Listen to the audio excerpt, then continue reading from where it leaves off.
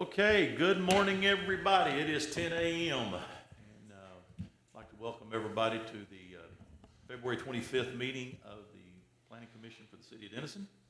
It's our tradition that we begin our meetings with invocation and the Pledge of Allegiance. If you would care to join us, we'd ask you to stand with us at this time. Father, again, we're grateful to come before you today and ask your blessings be upon this meeting. We thank you for all the things that you have provided for us and for this home that you've provided in this city. We ask that you would be over these proceedings and bless them. In Christ's name we pray. Amen. Please join us for the Pledge of Allegiance. Pledge of Pledge allegiance allegiance to the flag of the United States of America and to the republic for which it stands, one nation, under God, indivisible, with liberty and justice for all. All right, a little housekeeping before we get started. The Planning Commission is a recommending body, and all of our decisions, with the exception of site plans and plats, which are final, will be sent on to City Council for final approval. I think we have maybe one case that will go to the City. No, we have none today? Okay. So we're going to give you the opportunity on the public hearings. We'll give you the opportunity to come forth, give us your name and address for the record. If you'd like to speak either for or against a particular case on our public hearings. Seeing that's completed, we're going to move into item 3, our consent agenda. Ms. York? Nothing to add? Again, let me just say how excited I am to see that we're going to get a Dairy Queen here in Denison. I'm glad to hear that. I'll entertain a motion on item 3. I move to approve the consent agenda. I'll second. Have a motion with a second. All in favor, aye. Aye. All right. That's a done deal there. Item 4A. Good morning, everybody. The first item I have for you, or the only item I guess I have for you this morning, is a replat for property located off of FM 1417. This is the subject property. It is located within the city's ETJ, so it's outside the city limits. Just for reference, just south is 691, the corner of 691 and 1417. The property has been developed in a commercial manner, and this is how the applicant is wishing to subdivide that property. It is an existing legal lot of record, and they are wishing to subdivide that property into 4 legal lots of record, all with frontage onto 1417. Each lot will be serviced by a private water well and on-site septic. Grayson County has reviewed the plat, and outside of a few general notes, they didn't have any concerns with the plat. Staff doesn't have any concerns with the plat, and therefore we recommend approval of the request, but I am present for any questions that you may have. Any questions of staff? Is that located south or north of 691? It's located just north, so just that, just south of that trailer park that you see, just right directly south of that is Perrin Field Estates. That right on the right, that's the burger barn, I would assume. You can see the red roof. Yes, yes, Yeah. there you go. Okay. I'm assuming those lines match the existing buildings? They are very tight. What they are wanting to do is to parcel off, from what I understand, they're wanting to parcel off the existing development and to sell off those buildings individually. Okay. Any other questions of staff? Okay, I'm going to officially open the public hearing. Is there anyone in the audience that would like to speak either for or against this request? Okay, seeing none, I will close the public hearing and entertain a motion. I move to approve the proposed replat. I'll second. Have a motion with a second. All in favor, aye. Aye. Opposed? All right. Staff updates. I mentioned this a little bit before the meeting, but the big event is happening on March 22nd.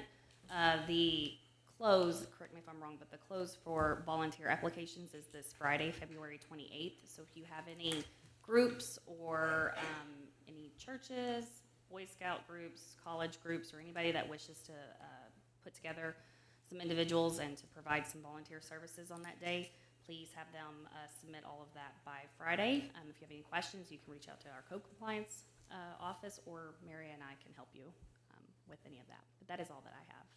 Okay. I have one update. We have 115 volunteers currently, so that's pretty good. Wow. And we still don't have some of the ones that we know.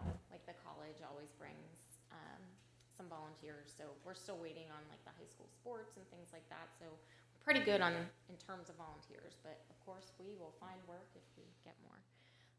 We had our Texas General Land Office kickoff meeting last week. That is in preparation for our comprehensive plan rewrite and the zoning ordinance rewrite.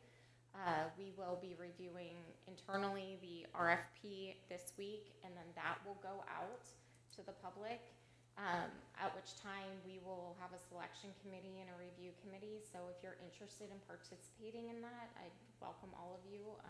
If you're interested, just let me know. That way we want to make sure that, you know, the product that we're asking for is what the community wants. So there will be a very large piece of community engagement that goes into the process. But just in terms of reviewing for the selection of the vendor, we need to have that selection committee comprised once we start getting everything back. So just let me know if you're interested, please. Okay. I have something I'd like for us to discuss for a few minutes here. Back when we had the overlay district in the central area, we imposed a repetition clause in the ordinance to keep. And it's, I don't know, we've talked about this a couple of times, that we really need to come back in and we need to add this to all of the residential districts. And I was driving down Lillis, and there's a new subdivision that they're started construction in now. They're framing houses, but the streets aren't poured, and I'm kind of trying to figure out how those permits got issued. But anyway, that's another conversation. But me being in the business I'm in, I started looking at what they're building. And it appears to me that that's the same floor plan.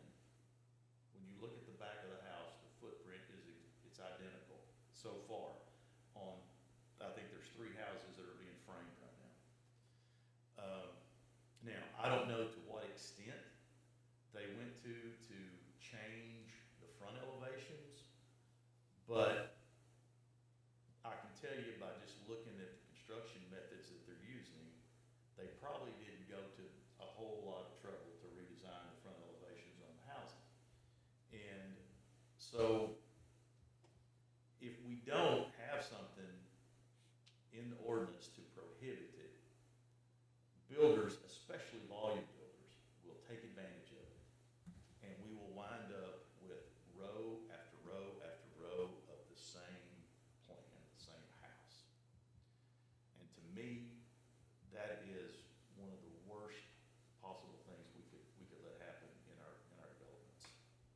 We agree, and that's something that we have discussed extensively, and trying to figure out, is that something that we want to impose now, start working on an ordinance amendment before we actually do our zoning ordinance, the full length of that rewrite. But we do intend to include language for architectural standards in all zoning districts whenever we go through our zoning rewrite, because we're trying to look towards the future and not where we have been in the past. If I can clarify on the development that you're speaking on, it's by B. McDaniel, correct? Yes.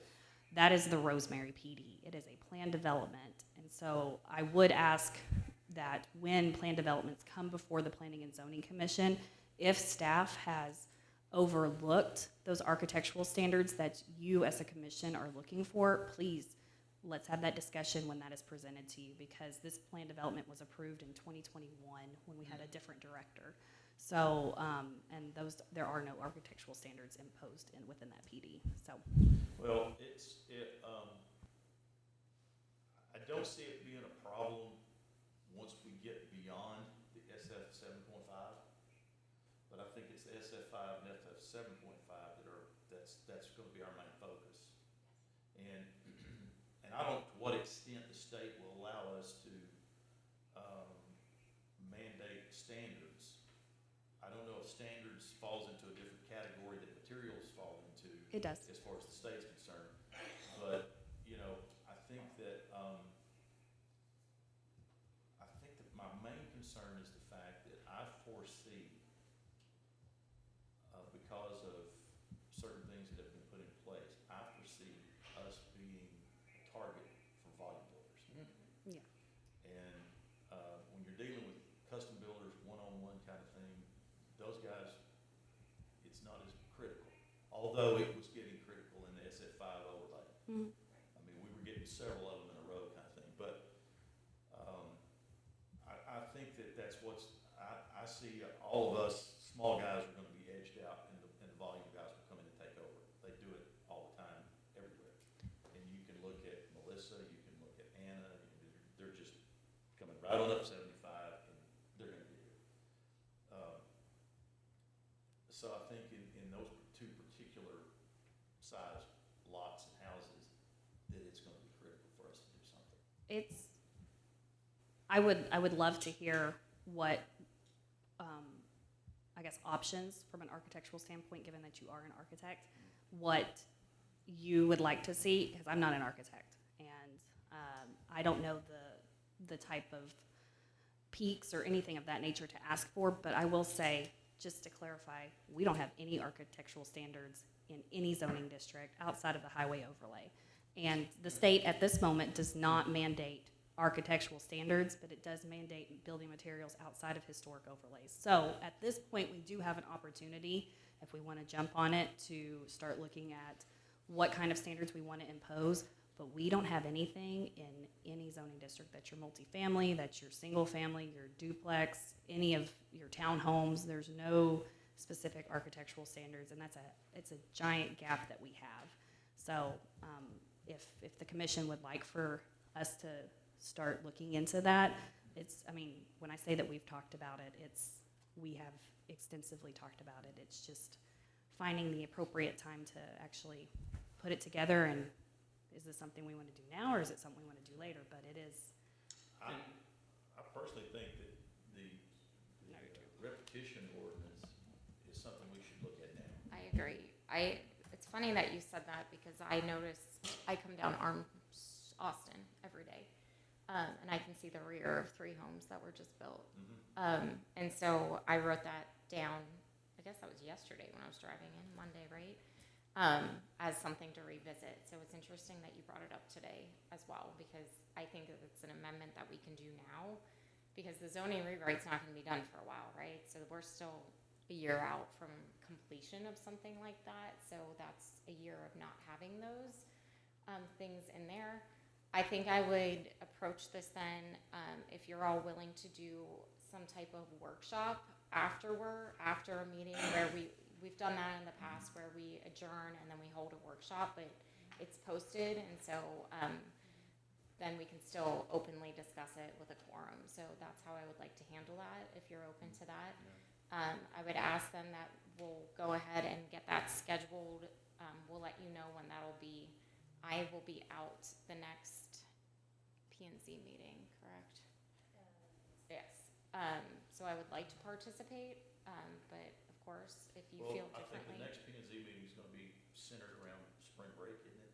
Yeah, it's that week. So maybe we should do it The the following- last meeting of March. Okay, let's do that, and then I would. No?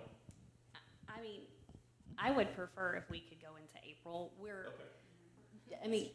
We're stretched a little thin at the moment, and so if we could potentially shoot for the second meeting in April, I know that's a long. It seems like it's a long way away, but Well, it'll be here that before you That gives know us a it. little bit of time too, where we can think it out. Because there's a fine line right there when you start dealing with design standards. Yes. You know, because we're talking about mass production of houses, we're talking about affordable housing, and there's certain things that you can do in affordable housing in order to keep within a budget. And if we get too strict with it, then all of a sudden we've increased the price of that property to the point that it's not affordable any longer. So there's a fine line there that we have to really be careful. And I think we gotta be cautious of dictating how they have to do it, or having an ordinance that says you can't do the same thing for every 5 or 7 lots or something. I think it was 6. Yeah, because you can, getting into the point of dictating strict architectural standards, we start sounding like some of these HOAs, right, which are, can be problematic. But at the same time, having something like Sears and Austin, I don't know if those ones you're talking about, but it's just, someone came in and just did the same thing, and they put slightly different shingles on the front, but they're the same house, right? And I do think that hurts the look and everything else. Yeah, it does. But coming up with something that, about the repetition without dictating too much that imposes costs or other things, right? It is a balance. Well, can we therefore request or direct staff to research what other things have and then schedule so we can Right. meet the Texas Open Meeting Laws, a workshop in Correct. April then? So we'll do that, but I will ask that you all do your research and bring it as well. We need to have other input, not just the two of us looking at everything. So experiences from other states, example, whatever. If you've traveled and seen things, then that way we're using our time efficiently and we're having a good, thorough discussion about this topic, and we have some clear direction then when we go Can you say to. what was already in the old ordinance? Can we send? What was in the old, that you referred to? Well, Repetition. it was only in the overlay. It was in on- the overlay. It was- That the only it was question in the- It wasn't in it the was- regular. It was in the infill overlay, and all it basically stated, there were no architectural standards. Right. It was the repeating facade Okay. that was listed within But it was that pretty overlay. obvious. Correct, it was That so many why I within a think it block, was, you could only build it so many times within a block. yep. And that, I think that included both sides of the street. It did. So, Mhm. so, yeah. And So I it mean, was- I do have that ordinance saved, Yeah. but I don't know if it's gonna help us very much through this, but I can bring it up, but that was the only clause, and it just referenced the repeating facades. What would please me is that if we, and I don't know, we may be pushing the envelope. I would like to see us somehow recommend that if you're gonna build a classical style house, you know, the particular architectures are included in that classical genre there, whatever. If you're gonna build that, please pay attention to the accurate elements of that particular style house and kind of lay that out for them. Now, if you're building a contemporary style house or, you know, or some people would consider a modern style house, there are no regulations as far as the elements are concerned. But you can do, you know, the thing I think that irritates me the most is a lot of, it's mainly deed restrictions and HOA covenants and stuff. They put handcuffs on the design professionals to the point that, you know, if you've got a deed restriction that says, well, it's got a minimum roof pitch of 8 and 12, and you want me to do a, you know, a Mediterranean style house, it don't work. So you've got to go back in and go through a variance process. So we don't want to get to the point to where we're eliminating, you know, and volume builders, they don't spend any money on anything. So, Well, I think our goal though is to have a much higher standard, right, for Denison and set us apart. We've always said we don't want to look like, from whatever standpoint, coming just up 75 and being the next community. So I'm totally fine pushing the envelope as long as it's legal and ethical and it doesn't get any of you in trouble, it doesn't get me in trouble, right? All of the city staff. So I don't think there's anything wrong with that. And we probably need to move more quickly prior to everything that happens. Who knows what'll come out of the legislature this year? So let's work on that. We'll go for the second meeting of April. I'll put it on the agenda. We'll just get it into Municode now.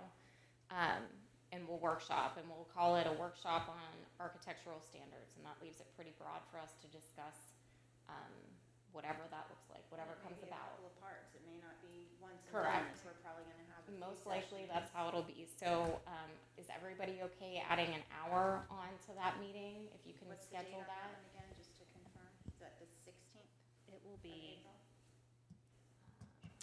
the 22nd of April. Okay. and if you don't mind spending a little bit of money, there's a book I will recommend that you get and go through it before we get together. Mary and I both have it. We call it our Architectural Bible. American Field Study, what it ha- American Field Study. Yeah, Virginia of- Callister. Yeah, American Field Study of architecture. The author is, Virginia McAllister. there you go. The best book as far as outlining different architectural styles and the elements that should be included. In paperback, hardback, I've got hardback, it's almost worn It's out, upstairs in my office. but it's an excellent book for us to look at for what what we're about to embark on, so. Do we know if McKinney or Anna, Melissa have any? Yes, they do. And we have a lot of that data already collected when we've had our conversations. Okay, that'd be good background then. too. Yes, sir. McKinney got pretty aggressive Yes. in the old downtown area, Yes. because they were having the same issue. Got the beautiful craftsmen and Victorians, and then people would just plop nice houses. Melissa has too. I know that the design manuals for Mesquite and Garland, because in Garland, I was still there whenever I was the guy that brought Mesquite's book over to Garland, said, let's look at this. Are And- those citywide, or are you speaking just to downtowns? Because No, that's, those are citywide. Okay, we want We citywide. encompass the residential and the commercial development. And I mean, we even went as far as massing Yeah. and glazing and scale, proportion, vertical and horizontal articulation. And those are all important elements when you're designing that we went as far as, and, there was a lot of complaining about it at first, but within 30 days, everybody's comfortable with it. No, you're, If someone stays in style, there really aren't issues, honestly. All of those you talked about, because if they're actually gonna design a little Craftsman house, they're probably gonna be compliant. Which also brings another question, because I know you all were referencing that development here that was actually approved in 2021. Is there any way to instill like a statute of limitations? In other words, you've got 2 years to build under this approval, but at the time, but It, if there was yeah, a way once to do it's, that. so that's something to really keep in mind, and that's something that Mary and I have tried to be a lot more mindful of, is that once a plan development is approved, it's approved. It's a Okay, so zoning, there isn't- correct. there's no way Yeah. When we approved it, we could put limitations on it. That's As we correct. At approved the it. time of approval. It has to be done at the Yes. time. Okay, got it. and that's why I've always been an advocate for PDs. Mhm. Most planners don't like them. Mhm. They like straight zoning, but a PD to me is, the city, that's the one way we can ensure quality development. Well, We'll I have think- more opportunity to ensure than we do with straight zoning.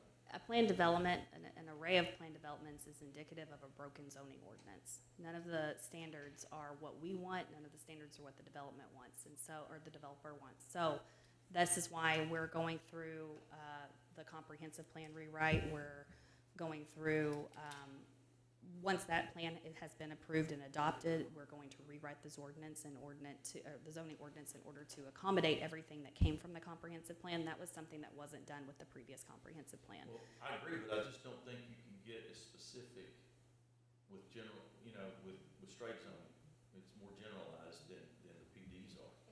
If we do a good job, we can. Because And then you could you're go still in going and to have, say, this is multifamily, this is SF5, and just walk away. You wouldn't have to do it as a plan. or a mixed use, yes.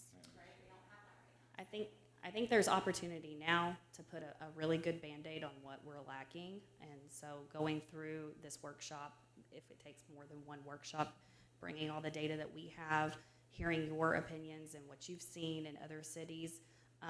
And like Mary said, if you know of anywhere nationally, because that's something that we also look at, just right here, right in front of our nose, may not be what we want. So I'm excited. That makes me, I'm very happy that you brought this up, because it's something that once we, when we have these conversations, the daily work doesn't stop. And so sometimes we get bogged down with what we're trying to, just to keep the office moving. And so now that you have given us that direction, I'm looking very forward to the second meeting in April, so. Well, I would like for us to move on this and make it a priority, because I think it's gonna take a pretty lengthy amount of time to rewrite the comp plan. And if we could get this in place, we can just adopt it into the new comp plan. But the development process is gonna continue on while we're dealing with the comp plan, and we need some regulations and try to put a stop to, because I just seen what kind of a mess, volume builders can make. Certain ones, I mean, we've been blessed that we've had Highland in town because they are one of the better ones of the group, but, I'm starting to see the evil ones arrive, and I won't name names, but, the neighborhoods, after a couple, 3 years, they're just, there's so much negativity, you know, Just- associated with it. Just food for thought. I think you're exactly right. We do need a interim one, a short-term one to be able to do now, and then the long-term one being in the comprehensive plan rewrite.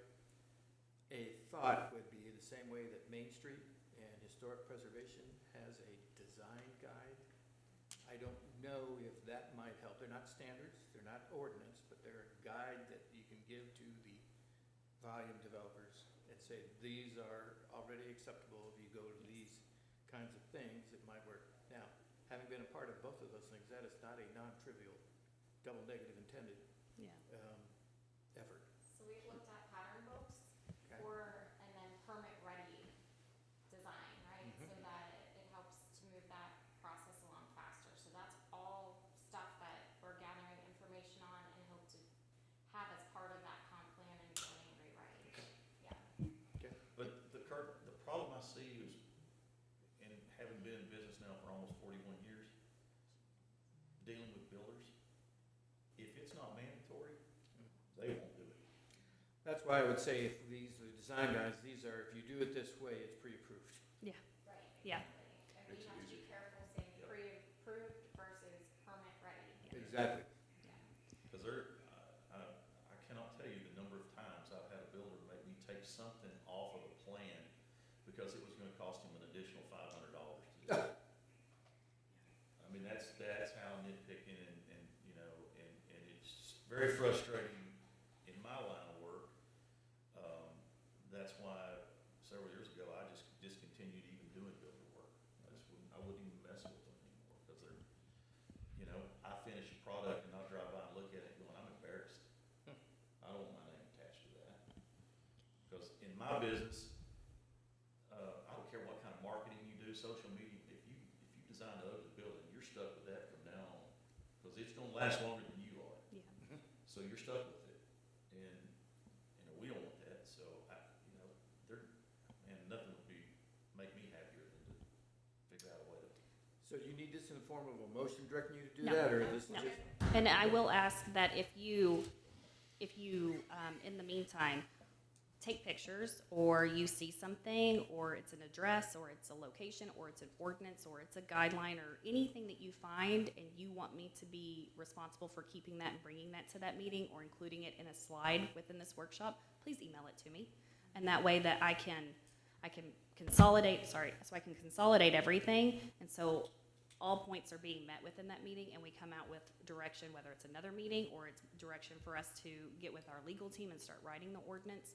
But feel free to send that to me if you want to hold on to it and discuss it, you know, in that meeting, that's fine as well. But if we could have visuals for everybody, I think that'll be super helpful. Question, is there a way that we could do, like field trips to go look at different developments without it violating? We just need to notice for it. And so that's something that we can talk to Chris. So if that's something that comes from this workshop where we need to all get together and drive around and look at specific places, we can take that on, and then we'll go and talk to Chris and figure out how to notice for it. That'd be good. Okay? Are y'all good with that? That's exciting. Thank you so much. Okay. I appreciate y'all's time. I'm done. Anything else? All right, I'll entertain a motion to adjourn. So move. Second? Have a second. All in favor? Aye. Aye. Opposed? We stand adjourned at 10:29 a.m. Thank you, guys.